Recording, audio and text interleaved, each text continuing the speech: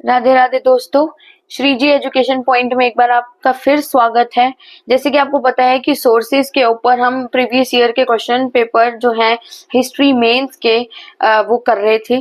तो इस उसी में ही मैंने आपसे बोला था कि प्राचीन भारत के जितने भी साक्ष्य पर क्वेश्चन आए हुए हैं हम उन सबको डिस्कस करने वाले हैं।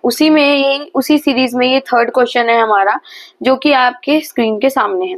जैसे कि आप देख पा रहे हैं कि कुषाणों एवं सातवाहनों के आर्थिक राजनीतिक दृष्टिकोण को समकालीन मौद्रिक साक्ष्य किस प्रकार प्रतिबिंबित करता है। यानी कि यहाँ पर स्पेसिफिकली सबसे ज्यादा हमारा मौद्रिक साक्ष्य के ऊपर बात हो रही है।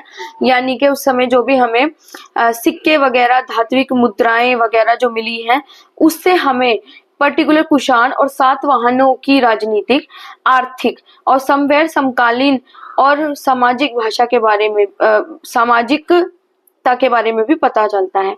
तो वैसे में ही मैंने इसमें थोड़ा सा एडिशनल पहले थोड़ा सा भूमिका डाली है, उसके बाद मैंने एक परफेक्ट आंसर यहाँ पे शुरू किया है, जिसमें पहले हम थोड़ा एडिशनल नॉलेज ले लेंगे कि जहाँ आधुनिक रूप में रुपया वस्तु व सेवाओं के बदले स्वीकारा जाता है, जबकि सिक्के अपनी विशिष्ट अर्थ रखते हैं जिससे किसी सत्ता का वैधानिक अनुमोदन प्राप्त होता है। इन्हें धात्विक मुद्रा की संज्ञा दी गई। यानी कि अगर हम बहुत काल पहले भी देखें तो हम देख पा रहे हैं कि पाषाण काल से लेकर ऋग्वैदिक काल तक हमारी वस्तु विनिमय प्रणाली ही रही है कि जैसे अगर मुझे गेहूं चाहिए तो गेहूं के बदले आप मुझे कुछ और चने का सामान दे दीजिए या फिर कोई और सामान दे दीजिए, कपड़े दे दीजिए। तो ऐसे वस्तु से वस्तु का विनिमय हुआ करता था। किंतु भारतीय उपमहाद्वीप पर सर्वप्रथम सिक्कों का प्रमाण हमें 6वीं शताब्दी में मिलने लगता है, जब नगरीकरण तथा राज्यों का उदय हुआ। तभी हमें एक धात्विक रूप में बोले तो सिक्कों का प्रमाण मिलता है।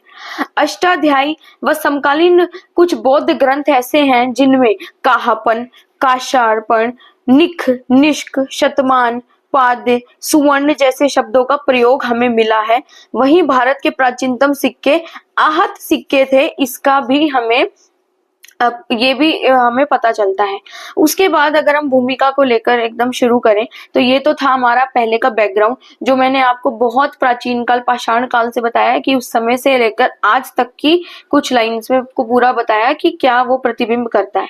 फिर हमारी भूमिका शुरू होती है यहाँ से कि सिक्के मौद्रिक इतिहास का एक हिस्सा होते हैं, जिसके अंतर्गत सिक्के जारी करने से लेकर उनके प्रचलन तक की सूचनाएं भी हमें मिलती हैं।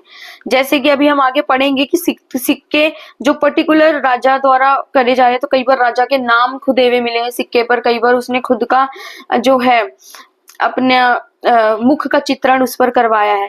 यदि कुषाणों व सातवाहन की आर्थिक राजनीतिक गणना से उपरांत हमें उनके काल की मुद्रा को समझना आवश्यक है। सबसे पहले हम कुषाणों का देखें तो कुषाण शासकों ने 4वीं शताब्दी के बीच बड़े पैमाने पर स्वर्ण सिक्के निर्गत किए। और गाइस ये भी पता चलता है कि कुषाण वो पहले शासक थे जिन्होंने पहली बार सोने के सिक्कों का प्रचलन किया, किंतु चांदी के सिक्के इस समय कम पाए गए लेकिन कम पाए गए। इन सिक्कों से इस काल में बढ़ते प्रचलन से मौद्रिक अर्थव्यवस्था के बढ़ते आयाम का बोध होता है। साथ ही हमें यह भी पता चला है कि सिक्कों पर जो भी लिखावट होती थी वो खरोष्टी लिपि का प्रयोग करके की जाती थी। वहीं अगर हम सातवाहन के रूप उसमें बात करें तो इस समय हमें चांदी, सोने, तांबे के अलावा निम्न पोटिन वाले सिक्के भी जारी किए के प्रमाण मिलते हैं, जिसकी भाषा प्राकृत और ब्राह्मी लिपि है। जिससे हमें पता चल रहा है कि कुषाणों ने बेसिकली खरोष्टी लिपि को लेकर सिक्कों पर कार्य किया, तो वहीं सातवाहनों ने प्राकृत और ब्राह्मी लिपि को अपनाया। मनुष्य की आकृति निर्मित करी, जिसकी वाणिज्यिक उपयोगिता रही होगी कि किस राजा के थ्रू कहाँ पर व्यापार हो रहा है, उस राज्य की महत्वता को दिखाने के लिए भी सिक्के महत्वपूर्ण अंगीकार होते थे। फिर कुषाण कालीन सिक्कों के महत्ती विस्तार क्षेत्र से तत्कालीन वाणिज्यिक व्यापार की समृद्धि का भी बोध होता है। तो ये तो हमें पता चलता है कि वाणिज्य व्यापार के विनिमय के लिए हम सिक्कों को एक बहुत ही महत्वपूर्ण पक्ष के रूप में देखते हैं। वही सातवाहन सिक्कों पर जहाज के दृश्य पाए गए, तो जहां पर हमें कुषाण कालीन में हमें समृद्धि का बोध होता है, तो वही सातवाहन पर हमें जहाज बना हुआ दृश्य पाया गया है, जिससे ये अनुमान लगाया जाता है कि उस समय समुद्री व्यापार बहुत लेवल पर हुआ करता था। यानी कि इस समय भी हमारा बाहर के देशों के साथ बहुत अच्छा व्यापारीकरण था, व्यापार किया जा रहा था। साथ ही यहाँ पर रोमन सिक्कों की बहुत तादाद में प्राप्ति की गई है। रोमन सिक्के गाइस हमें यहाँ पर प्राप्त हुए हैं, जिससे हमें पता चलता है कि हम उनके साथ हमारा कितने अच्छे व्यापारिक संबंध रहे होंगे, जिससे ये चीज सिद्ध की जा सकती है। श्रेणी संगठनों द्वारा निर्गत मुद्राओं से आर्थिक व्यवस्था में इनके महत्व का भी पता चलता है। इससे निर्गत करने वाले राज्यों की आर्थिक स्थिति का भी पता चलता है।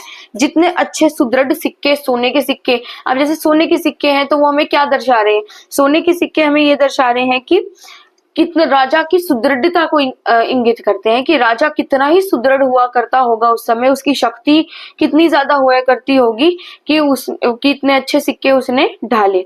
तो सिक्के ना केवल धार्मिक नहीं, राजनीतिक सामाजिक व्यवस्था को बताता है, बल्कि साथ में ही वो राजा की शक्ति का भी वर्णन करता है। ये कहा जा सकता है कि पूर्व मध्य युग की मौद्रिक स्थिति इस काल के राजनीतिक, सामाजिक, आर्थिक संरचना से अन्योन्याश्रय रूप से जुड़ी हुई थी। कई जगह शासकों द्वारा प्रति मुद्रण के संकेत भी मिलते हैं।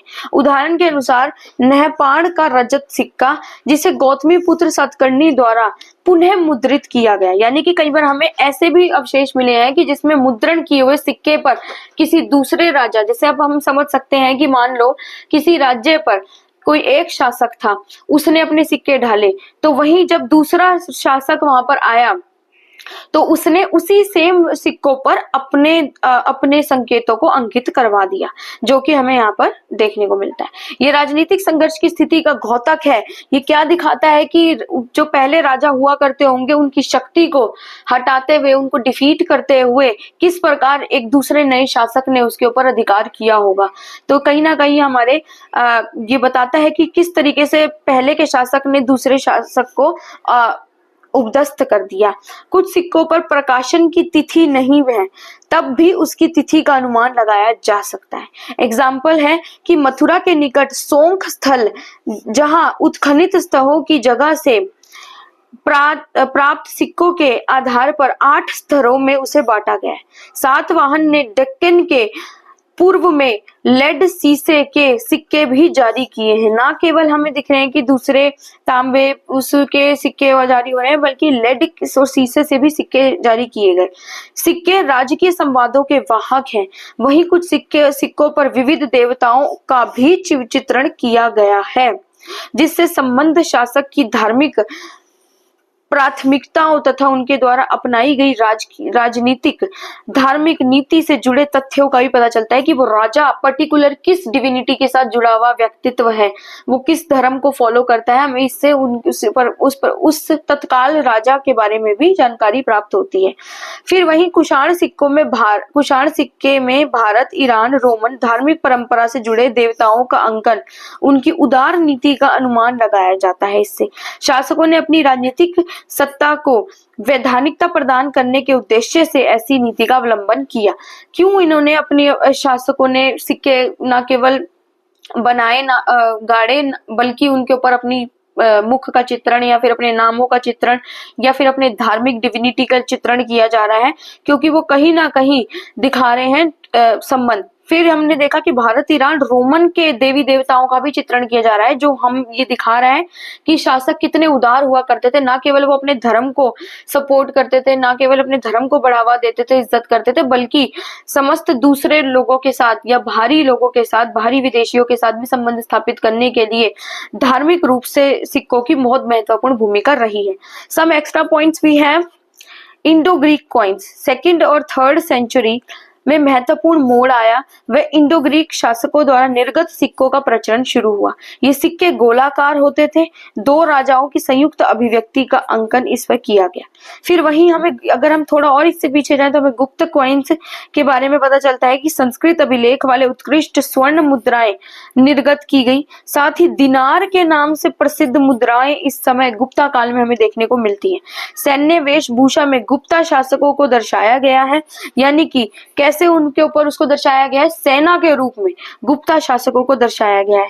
जैसे कुमार गुप्ता को वीणा बजाते हुए भी दर्शाया गया है। स्वर्ण अनुपात में जो आई कमी को भी दर्शाता है, क्योंकि पूर्ण इस समय हमें पूर्ण स्वर्ण के सिक्के नहीं प्राप्त हुए हैं। तो धीरे धीरे हमें ये भी पता चलता है कि किस प्रकार समय दर समय स्वर्ण में गिरावट आई होगी, जिसकी वजह से मिश्रित सिक्के बनने शुरू हो गए। साथ ही हमें पता है कि जो सबसे पुराने सिक्के हुआ करते थे उनको आहत सिक्के ही बोला जाता था। फिर धीरे धीरे कुषाणों के समय और सातवाहनों के समय ये पीक टाइम था जिसमें हमें मौद्रिक साक्ष्य भर भर कर मिलते हैं, जिससे हमें उस समय के शासक की राजनीतिक, आर्थिक और सामाजिक, साथ ही धार्मिकता के संरचना का भी ज्ञान प्राप्त होता है। आशा करती हूँ कि आपको ये क्वेश्चन बिल्कुल ही समझ आया होगा। अगर आपको कोई इसमें कमी लगे तो आप जरूर बताएं, अपना फीडबैक जरूर दें। धन्यवाद।